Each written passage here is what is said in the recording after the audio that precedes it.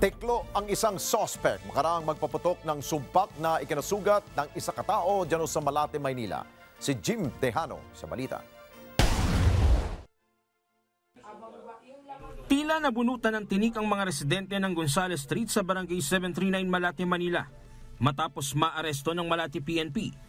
Ang sospek na kinilalang si Ramil Santillan, 54 anyos, isang construction worker at miyembro ng Batang City Jail Gang. Sa ulat ng pulisya, matagal nang inirereklamo ang akusado at nais ipetisyon na mapaalis sa lugar si Santillan dahil sa madalas na panggugulo nito.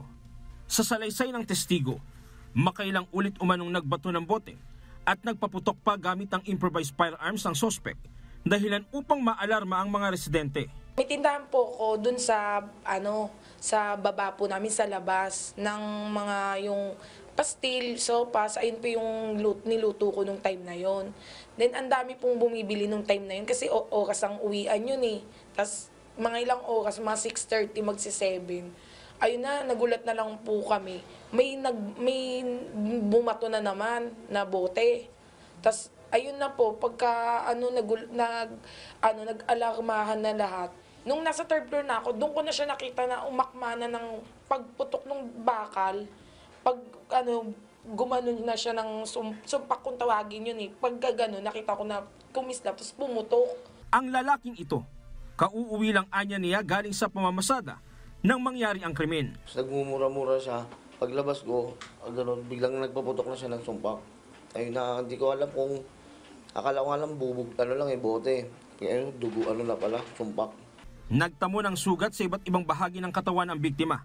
Kita rin ang mga bumaong basyo sa parting dibdib nito. Dahil sa nangyari, desidido anya siyang ituloy ang kaso laban sa sospek.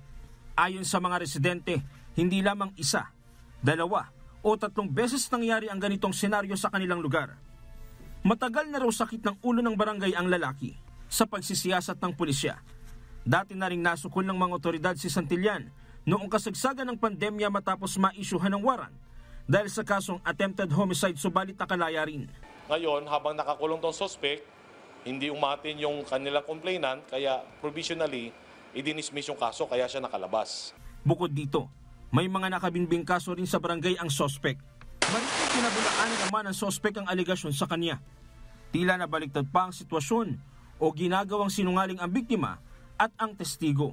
Hindi po, nagpapahinga ako, galing ako sa Makati yun. Nasa taas ako ng kwarto. Tinawag ko nga po yung anak ko na na nag-aaral ng teacher. Sabi ko, nak, pasok ka. Natakot siya, pinagbabato kami. Nasabat ng PNP ang improvised firearms na ginamit ng suspect sa krimen. Sa ngayon, nasa kustodiya na ng Malate Police Station 9 si Ramil Santillan at nahaharap sa kasong frustrated homicide at paglabag sa Omnibus Election Code. Jim Tejano, para sa mata ng Agila. Matatag, matapang, matapat. Maraming salamat sa inyo pong pagsubaybay sa Mata ng Agila Primetime. Para malaman ang matatag, matapang at matapat na mga balita, i-follow lamang at mag-subscribe sa @Net25 TV.